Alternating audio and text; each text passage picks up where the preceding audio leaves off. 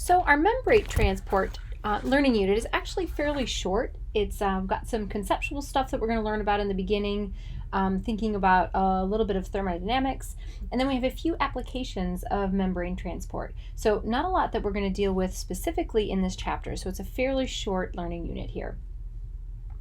What we did take some time in the beginning and just discuss was, thinking about sort of these four components of information, energy, catalysis, and structure. And we learned about this in the context of our four biomolecules.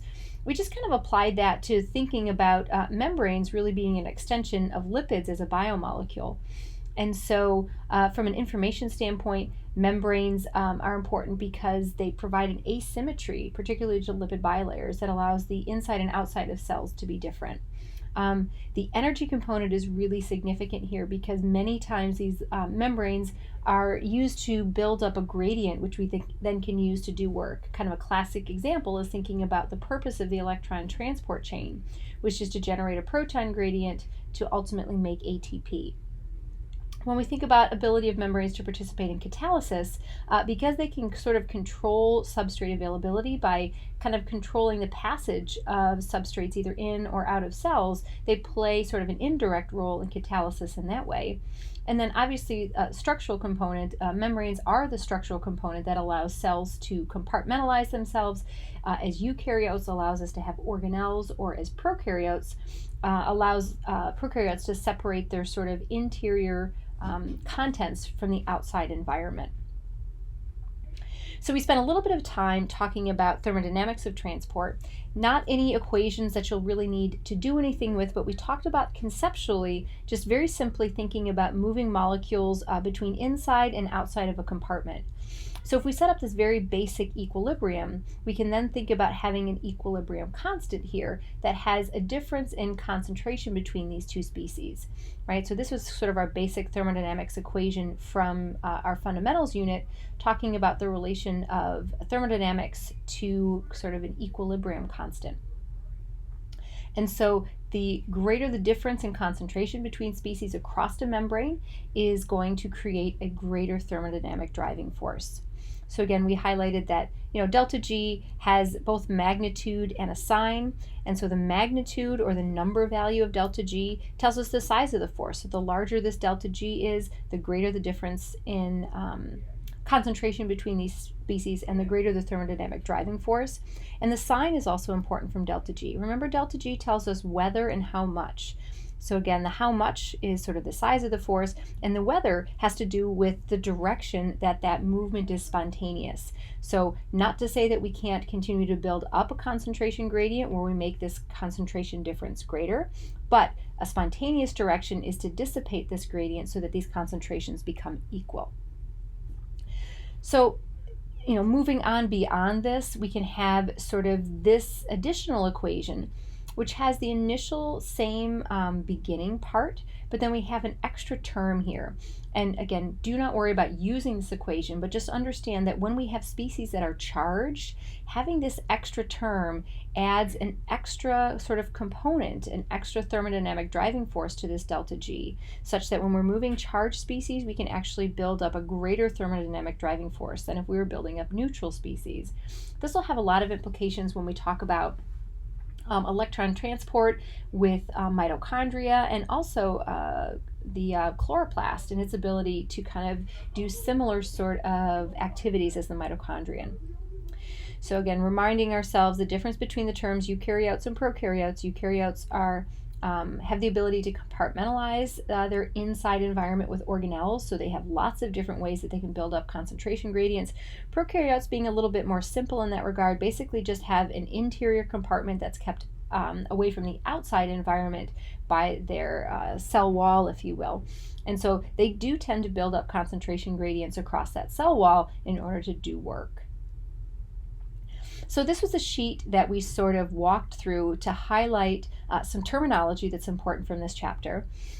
First thing, we want to make sure that we understand the three different kinds of transporters that we're going to see. Uniports move one substance, And then there's two kinds of transporters that move two substances, and whether they're called symports or antiports has to do with they're moving substances in the same directions, what we call this piggybacking, or moving two substances in opposite directions. And we'll see examples of all three of those. And so kind of highlighting here the four different kinds of transport that we're going to talk about. The first is non-mediated transport, and there's not much to talk about in this chapter with non-mediated transport because there's no proteins that kind of facilitate that, but we do need to consider the fact that we have a barrier to get across. And so if our barrier is a lipid bilayer, which is largely nonpolar, if we have nonpolar substances, they can more easily pass through this. And so it's non-mediated because we don't need anything to assist transport. So, kind of a skill to think about as you're preparing for this exam is if you were given examples of things, be able to identify what kind of transporter is likely to move these things. If they're nonpolar substances like cholesterol or oxygen or dinitrophenol, which can diffuse through that lipid bilayer because of its uncharged nonpolar nature, you're basically going to have things that can move without the need for a protein kind of gate, if you will.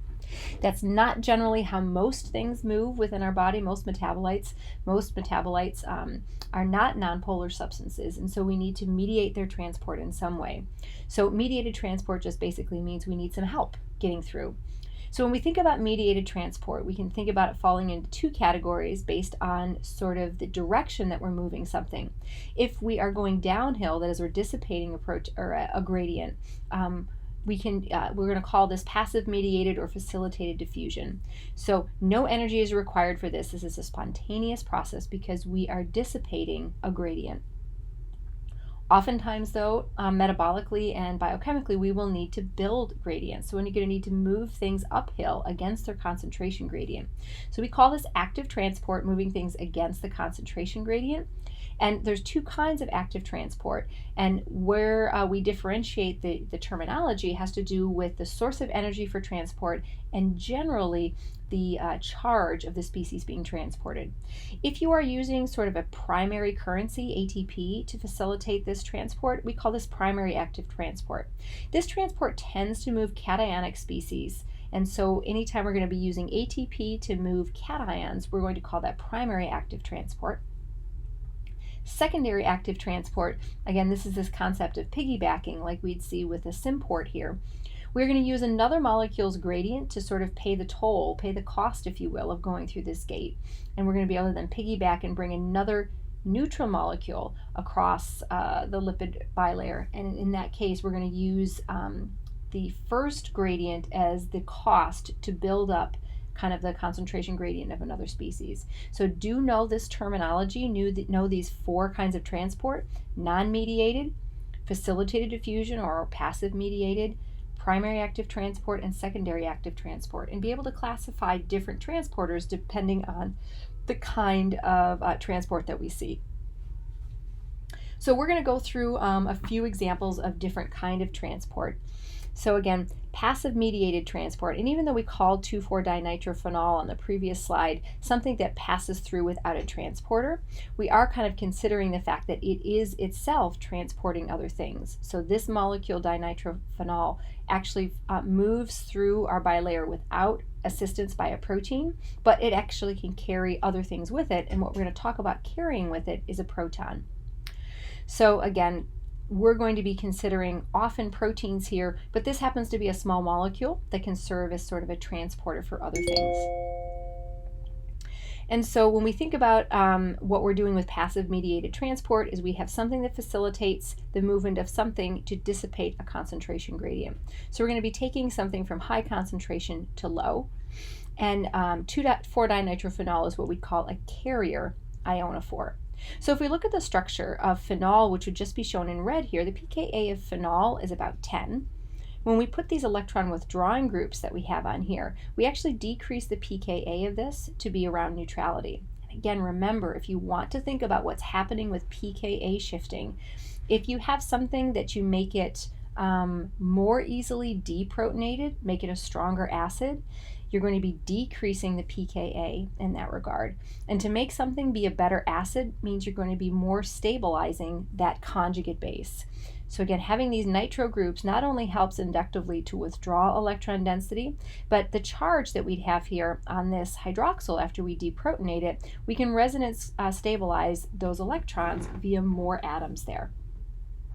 So why this substance is significant, why we're talking about it in this chapter, is it binds protons on the high concentration side and it transports them to the low proton concentration side, dissipating that gradient. So again, in our lipid bilayer, we're going to be having a high concentration of protons on one side. So again, this is going to be a low pH. We're going to have a low concentration of protons on the other side, being a high pH. This is really what happens in the electron transport chain. So proton gradient is what is generated in the electron transport chain. And the whole purpose of this is we have fuels that we ultimately convert into electron carriers. Those electron carriers take their electrons to the electron transport chain. The electron transport chain generates a proton gradient, and that proton gradient gets used to drive the synthesis of ATP. So the ability of the mitochondria to make ATP is dependent on an intact proton gradient. So if we have a molecule here that can essentially dissipate a proton gradient, you uncouple the ability of fuel to be converted into biological currency. So again, dinitrophenol is this molecule that can do that. And so this was a diet pill in the 1940s. So you could take this diet pill, you'd essentially consume food, have that entire process happen. Fuel gets oxidized, the electrons go to the electron carriers, NADH and FADH2. Those electron carriers take their electrons to the electron transport chain. The electron transport chain does its magic and generates a proton gradient. But then that proton gradient here is dissipated because dinitrophenol carries the protons from the high concentration side to the low concentration side, equalizing them and dissipating that proton gradient. In essence, all of that work done to harvest the energy from the fuel is not converted into ATP. We have uncoupled this process. So the problem is, first law of thermodynamics says energy cannot be created or destroyed. It's just converted into other forms. And so what happens is by uncoupling these processes, that energy has to go someplace. And so it's dissipated as heat. Now again, with this diet pill, this drug, that's problematic because excessive heat can be generated. And so people who took a lot of these diet pills thinking that more is better generated too much heat internally and ended up dying from fatal fevers. So that's kind of the history and the story about 2,4-dinitrophenol.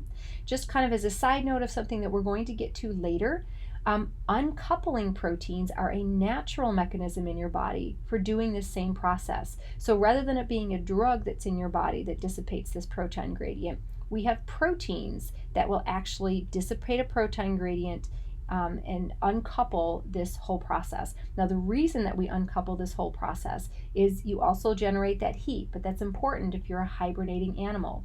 Hibernating animals have increased levels of uncoupling proteins. Babies have increased levels of these uncoupling proteins to be able to generate heat while they're sleeping. So some things that we'll get to in more detail later, but I do want you to know that uncoupling proteins are a way of kind of doing this process naturally. We spent some time talking about the potassium channel. Really interesting protein. Nobel Prize was awarded for the discovery of the mechanism for how this protein or this ion channel worked. And the premise is that you've got two kinds of ions that are very prevalent in your body that are shuttled across your lipid bilayer. We've got sodium and we've got potassium. Potassium, obviously a larger ion, and so it was very not well understood for a long time how you could have a channel that could transport a larger ion like potassium, but not transport a smaller ion like sodium. And so kind of in our analogy, we talked about, well, how could you have a gate that could allow a basketball to go through, but not allow a baseball? And so it wasn't until we really understood some of the structure of this protein and that we really understood enough about thermodynamics to understand that this really is one of these entropy-enthalpy sort of compensations, or really this is more of an enthalpy-enthalpy compensation. So to think about this, we have to remember that ions, as they exist sort of in solution, are going to be surrounded by water. So they're actually much bigger than their actual size. So hydrated metals of either flavor, either sodium or potassium, are too big to pass through this channel. So actually neither of them would pass through. If you want to pass through, you actually have to shed your waters of hydration. So both of these would have to get rid of their waters of hydration in order to become small enough that they could pass through this protein channel. So you must remove this water in order to be able to pass. Well, this is a cost from an enthalpy standpoint, right? Anytime we have intermolecular forces, that's enthalpy. So if we're disrupting these ion dipole interactions with polar water, that's going to be a cost. Well, if we're going to have a cost happen, we better have a compensation to pay for that cost. So once these ions can get inside, they can create new intermolecular forces. And again, that gain can pay for that cost. So here is where the difference kind of comes into play between sodium and potassium. If potassium sheds its waters of hydration, and there's an enthalpic cost for that, when it tries to enter the channel here, it's actually too small now to reach out to the sides of the channel and form new intermolecular forces between the backbone atoms of the proteins that, or the amino acids that line this protein channel. So this is problematic because you can have the cost of removing the water, but you can't have the compensation, the gain, by forming new intermolecular forces. Potassium, on the other hand, once it sheds its water of hydration and we pay that enthalpic cost, it now is the perfect size to fit in here and form intermolecular forces with these backbone atoms of the protein in the protein channel here. So only potassium is the right size to actually make these new intermolecular forces. So it's the only one that can have that compensation, and so the only one that will productively continue down this channel. So really interesting kind of structural information that wasn't solved until we were really able to get some structural information about the inside of this enzyme active, or this protein channel. We also talked about glucose transporters. So just to sort of highlight these three transporters that we've just been talking about, really not being a protein transporter, but dinitrophonol being a molecule that acts to transport hydrogen ions across a lipid bilayer. This works in a passive mediated mechanism. It dissipates proton gradients. The potassium channel works in a similar fashion. We go from high concentration to low. So this is only going to be working in a passive mediated transport fashion as well. And glucose transporters are the same way. So again, another passive mediated transporter. So one of the things that I do want you to know here is the difference between the two kinds of transporters. So GLUT2 and GLUT4. So GLUT2 is a transporter that's found in your liver and your pancreas. We'll explore these a little bit more in detail once we understand carbohydrate metabolism in our next semester. But one of the things that's interesting about GLUT2 is these transporters are always present on the surface, and we refer to these sort of as glucose or insulin insensitive transporters because they basically are always present. They don't get circulated only in response to the presence of insulin. Let me just step over here for a second and just kind of highlight some terminology here. GLUT2 and GLUT4 are what we refer to as isozymes or isoforms. So we're going to see lots of different proteins that are in different forms, different isoforms.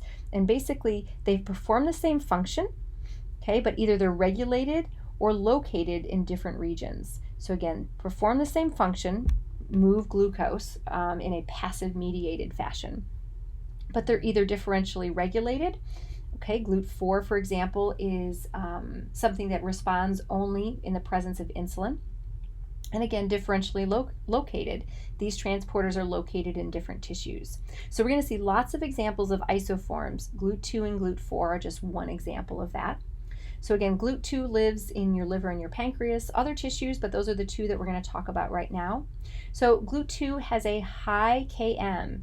Km really refers to an affinity for its substrate, which in this case is glucose. So a high Km means we need to have a high concentration of glucose in order for it to be operational. Okay, so again, 15 to 20 millimolar is much higher than the 5 millimolar that's normally floating around. So only once we have high concentrations of glucose, we've eaten a meal or something like that, is this really going to be operational to pull glucose in? So again, this is really meant to be only taking up glucose if we've got really, really high concentrations.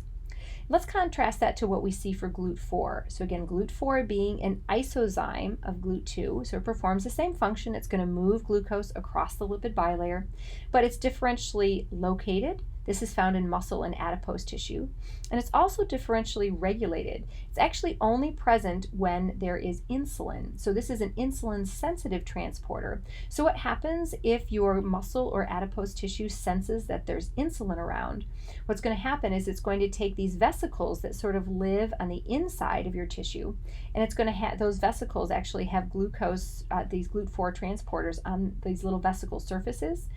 These vesicles kind of go to the surface of your cells here, and then they begin to display this transporter on the cell surface. So GLUT4 transporters are only present on the surface of your muscle and adipose tissue when the increased signal for glucose has caused your pancreas to release insulin. Again, insulin is going to stimulate the circulation of GLUT4 transporters from the interior of the cell to be displayed on the cell surface. And why we want to do that is these have a fairly low Km. They actually have a low Km, again, means a high affinity for its substrate. They're going to actually be able to bind glucose at very, very low concentrations. So we don't want these always on the cell surface, or they're constantly going to be pulling in glucose. Remember, you want to have glucose maintained at about 5 millimolar. So we only want these guys to be pulling in glucose if we have an extracellular signal that says, hey, there's plenty of glucose around. So the last transporter that we talked about was actually a transport system, and this is how we have sodium and glucose make their way from the intestinal lumen, or the inside of your gastrointestinal tract, into your bloodstream. So again, remember, this lumen space, this inside of your small intestine, even though it's inside your body, really is likened to the outside environment. It's really the external world that is in your gut tube. And so we really have 3 transporters to consider here, and we're going to consider them in a specific order only because that sort of allows us to make some logical sense as to how they work.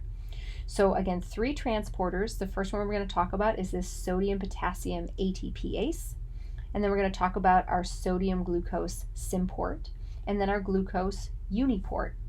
So if you were to see, for example, a figure that looks like this, you'd want to be able to label all of these, talk about the kind of transporter they are, and how they work. So this first transporter here is an antiport. It's moving things in opposite directions. It's primary active transport because it uses ATP as the primary currency to move charged species, in this case sodium and potassium ions, across the lipid bilayer. What this does is it creates a small concentration of sodium inside the cell and a large concentration of sodium outside the cell, and it's the opposite for potassium. And so we're going to be sort of swapping these ions back and forth. So we're not really building up a charge gradient as much here as we are building up a concentration gradient. So both of these are actually being pumped against their concentration gradient. So we're building up these gradients. So we're going to have a deficit of sodium inside. And that's important because as we move on to this next transporter, we've got our sodium glucose symport. So right now, this is going to be secondary active transport. Secondary active transport because we're going to have the sodium gradient pay the cost to move glucose in against its concentration gradient.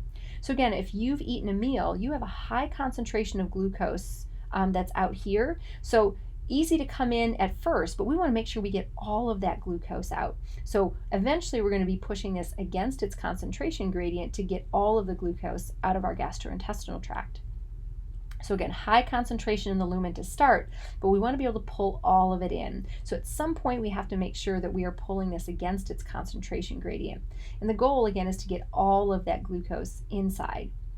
So we're going to piggyback it with using the sodium concentration gradient that is being dissipated, and that's going to pay the cost to bring glucose in. So now we're going to have a situation where we've got a high concentration of glucose inside the cell, and so we can use our last transporter here, which is a uniport that operates in a facilitated diffusion or a passive mediated fashion to allow glucose to exit our intestinal epithelial cells, these brush border cells, and get out into the capillaries and delivered to the rest of the bloodstream. So again, what we have is a high concentration of glucose inside the cell, and so we're going to be able to dump that into the bloodstream then to deliver to the rest of the tissues. So some interesting applications, some potential for take-home questions, thinking about this system, right? One of your homework questions asks to think about, what if this transporter all of a sudden stopped working? How would this affect the rest of the system, and ultimately what would be happening? Some interesting applications that we talked about in class also include kind of the importance of having glucose in an electrolyte replacement solution, and then kind of thinking about the sort of the fallacy of having Diet Gatorade serve as an electrolyte replacement. So some things that potentially could be take-home questions, but again, a fairly short chapter here, a fairly short learning unit in terms of the specific content that we have for protein transporters.